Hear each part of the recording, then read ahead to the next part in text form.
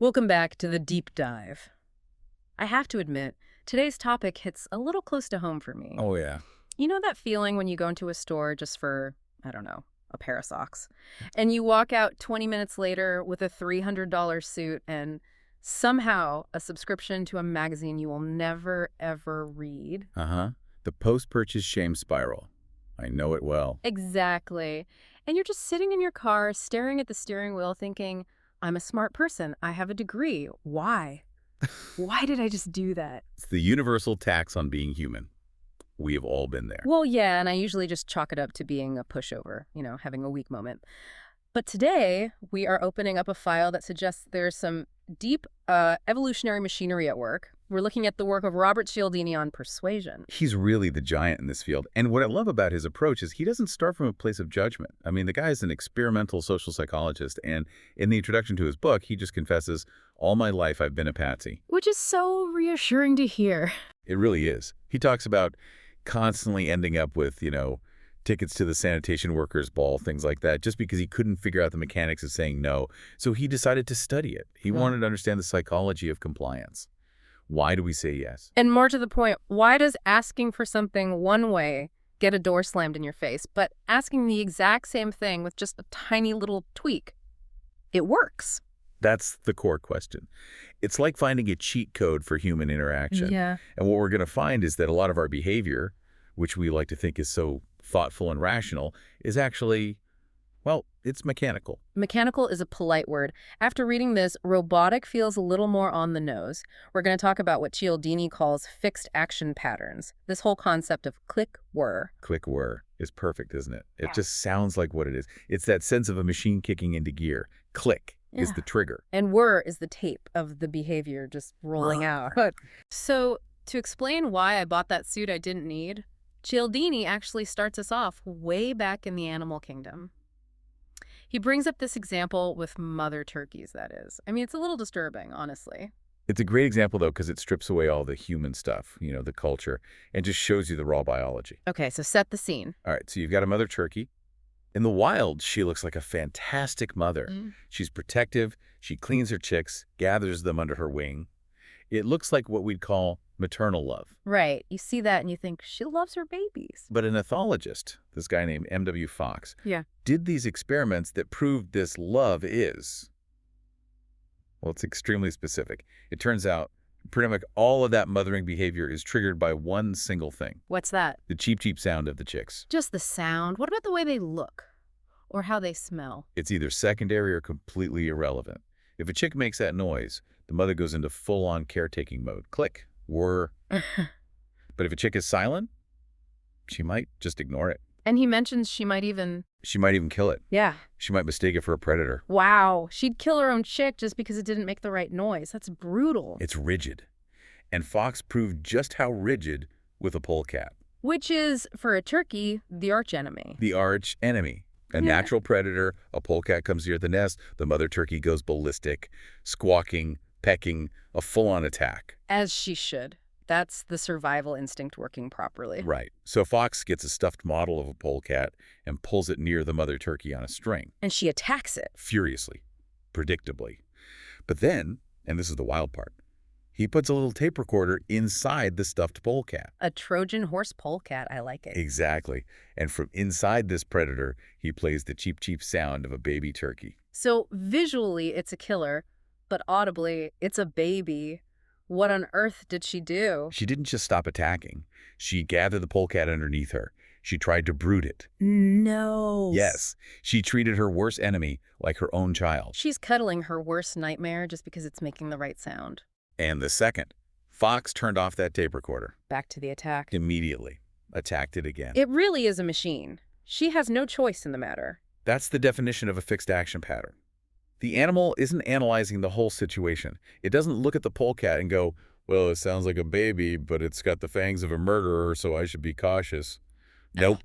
The cheep cheep is the only piece of data that matters. It's the only data point. The trigger is pulled, click, and the behavior rolls out, whir. And this isn't just turkeys, right? The notes mention robins, too. Oh, it's all over the animal kingdom.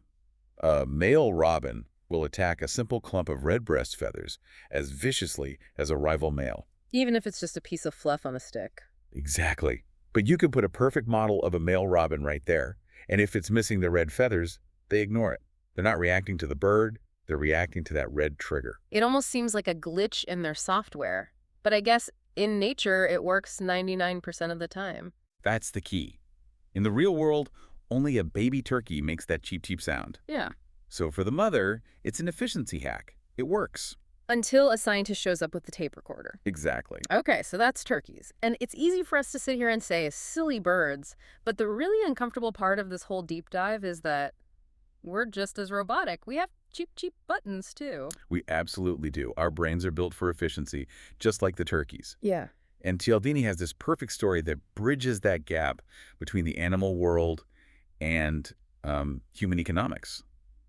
The turquoise jewelry puzzle. Oh, I love this story because it just breaks every rule of economics I ever learned. It really does. Yeah. So it comes from a friend of Cialdini's who owned a jewelry store in Arizona, peak tourist season. She had this one batch of turquoise jewelry, good quality stuff, but she just could not sell it. Which is strange. Tourists in Arizona and turquoise jewelry, that's usually a sure thing. You'd think. And she tried everything. Moved the display case to the front of the store, told the staff to really push it. Nothing. The jeweler just sat there. So she's frustrated. She's about to leave on a buying trip and just wants it gone. She wants to dump it. So on her way out, she scribbles this messy note to her head saleswoman. And she intends to write, "Price everything in this display by 12. Half price, a fire sale, just get rid of it. Right. But her handwriting was awful. And the saleswoman misread the note. She thought the 12 was a 2. Oh, no. So instead of cutting the prices in half, she doubled them. She took inventory that nobody wanted and made it twice as expensive. Yes.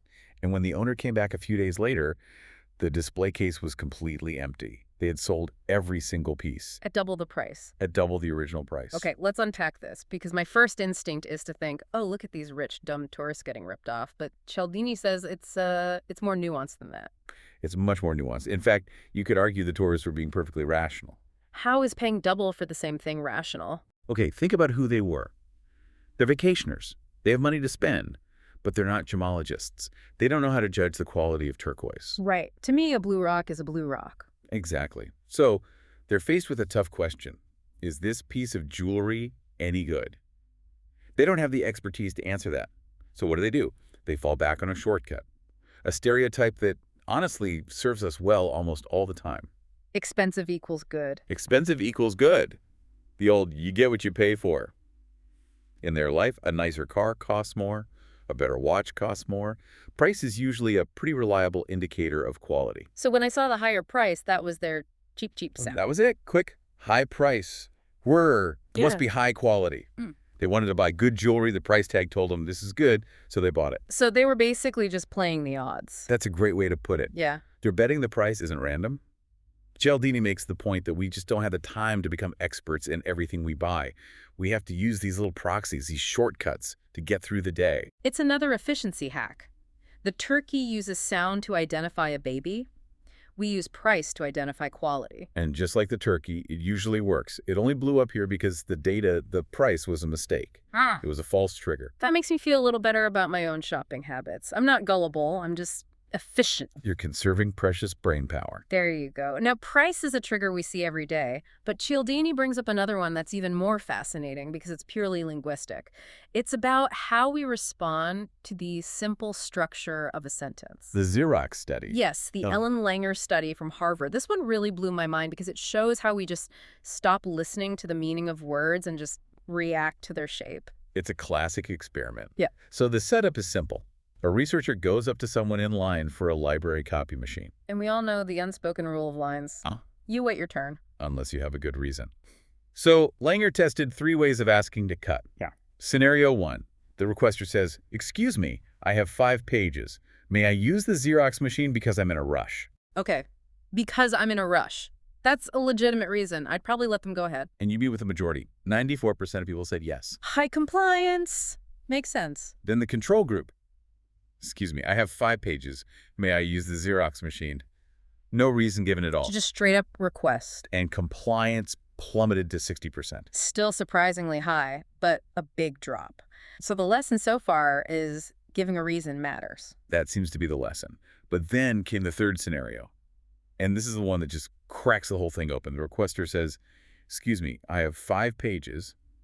May I use the Xerox machine because I have to make some copies?" Wait, say that again because I have to make some copies. Think about that reason for a second. It's not a reason. It's meaningless. Everyone in the line is there to make copies. That's like asking to cut in line at a restaurant because I need to eat some food. Exactly. It offers zero new information. It's a tautology. So logically, the compliance should be the same as giving no reason. It should be around 60%. You would think so, but it wasn't. It was 93%. No way, 93. That's almost identical to the "I'm in a rush" excuse. It is. And what that proves is that the people in line, they weren't actually listening to the reason. They weren't weighing the merits of making copies. They just heard the word because. Precisely. The word because was the trigger. Click. The brain hears because, it assumes a valid reason is about to follow, and were. It activates the say yes behavior. That is terrifying. It means we're walking around on autopilot, just scanning for keywords. The word because basically hacks the brain's logic center. Yeah, it does. And I think this brings us to the big why. Why are we like this? Why are we so easily fooled by a price tag or a simple word like because? And Cialdini's argument, which I think is really important here, is that we don't really have a choice. We don't. We live in, and I'm quoting here, the most rapidly moving and complex environment that has ever existed on this planet. And you have to remember, he wrote that decades ago. Imagine now. Oh, it's 1,000 times worse now. The amount of information we process before breakfast is probably more than someone in the Middle Ages processed in their whole life. Right. We just don't have the time, energy, or, frankly, the capacity to fully analyze every single thing we encounter. If you had to consciously think through every brand of toothpaste, you'd never leave the aisle. You'd be paralyzed. You'd have a complete mental breakdown by noon. Exactly. So we need these shortcuts. We need rules of thumb. There's this great quote from the philosopher Alfred North Whitehead in the text. He said, "Civilization advances by extending the number of operations we can perform without thinking about them." That's so counterintuitive. We think of progress as thinking more, but he's saying it's about automating our thinking. It's about freeing up mental bandwidth. Take a coupon. Cialdini uses this example. We see a coupon, we think savings. We don't do the math. The coupon saves us 2 things. Pocketbook strain by saving money, and brain strain by saving us the effort of thinking about saving money. So these shortcuts, these fixed action patterns, they're actually survival mechanisms. We're trading full awareness for efficiency. Yes. And most of the time, that's a good trade. It keeps things moving. But, and this is the dark side, this autopilot makes us incredibly vulnerable. Because if I'm running on code, anyone who knows the password can hack me. That's it exactly. Cialdini calls them compliance professionals. But first, he draws this amazing parallel to nature. He calls them mimics. Oh, the fireflies. This part reads like a crime story. It really is. So you have one type of firefly, the photinus. Mm. The males fly around flashing a specific light pattern. It's their mating call. Hey, I'm over here. I'm single. Pretty much. No. But hiding in the grass is a different kind of firefly, the photurus. And she's a predator.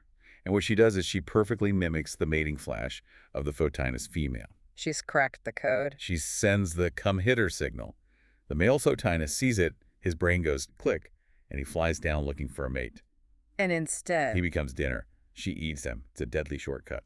And there's that fish example too, the blenny. The saber-toothed blenny. A master of disguise. So there's this little cleaner fish that does the specific dance. Big predator fish see the dance and they go into a trance, open their mouths and gills, and let the little fish swim inside to eat parasites. A symbiotic relationship. A little fish spa. It is. But the blenny mimics that dance perfectly. Mm-hmm. The big fish sees the dance, freezes, opens up, and the blenny darts in, bites a chunk of flesh out, and zooms away. Wow. Nature is a total con game. It is.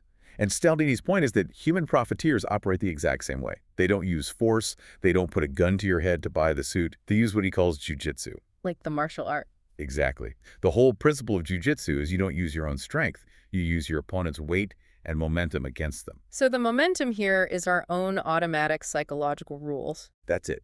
Take the expensive good rule. A smart salesperson doesn't fight that rule. They leverage it. They'll intentionally mark up a mediocre product because they know that high price will trigger the quality perception in you. They're using my own efficiency hack against me. Precisely. Another huge one Cialdini talks about is the contrast principle.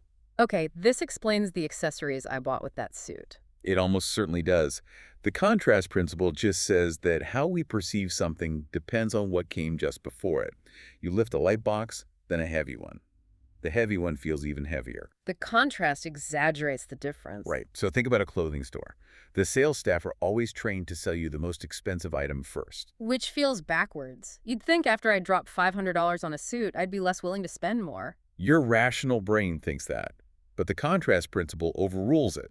Once you've mentally committed to a $500 suit, what's a $95 sweater? It doesn't feel like $95 anymore. It feels like a rounding error. Like, might as well throw it in. Exactly. But if you had walked in and looked at that $95 sweater first, Yeah. you'd have thought, that's a lot for a sweater. By controlling the order, they control your perception of value. It's the car dealership model. You spend hours haggling over $25,000. Then at the end, they say, and for just $200, we can add the protective coating. And compared to 25 grand, 200 bucks is nothing. It's lunch money. But if a stranger on the street asked you for $200 for coating, you'd laugh. The dealer is using the weight of the big number to flip you on the small one. It's so insidious because it's invisible. We feel like we're making a free choice, but our choices are being framed for us. That's the essence of influence. It's manipulation that doesn't feel like manipulation. So to bring this all together, we have turkeys mothering their worst enemies, tourists paying double for rocks, people letting strangers cut in line just because of one word. That's a lot to take in. It makes me feel a bit defenseless. Are we just doomed to get played? Not necessarily.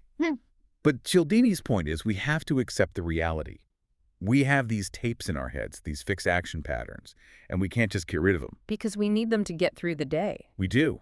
In fact, he predicts that as life gets even faster and more complex, we're going to rely on these shortcuts more, not less. Which means the profiteers, the mimics, will have even more power. They will.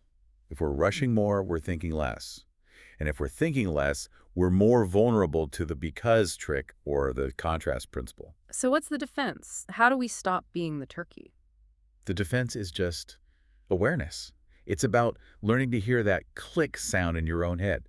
When you feel that sudden automatic urge to buy something or to agree to something, you just have to pause. Hit the brakes. Hit the brakes. And just ask yourself, wait a minute, am I reacting to the actual value here or am I just reacting to a trigger? Is this a real reason or did he just say because? Is this really a baby chick? Or was it a tape recorder inside a polecat? That is the fundamental question of the modern age, isn't it? It really is.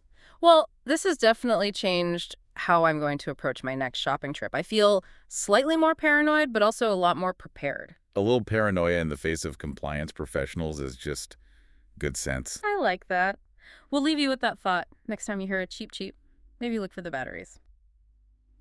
Thanks for joining us on this deep dive. My pleasure. We'll see you on the next one. And don't let the fireflies bite.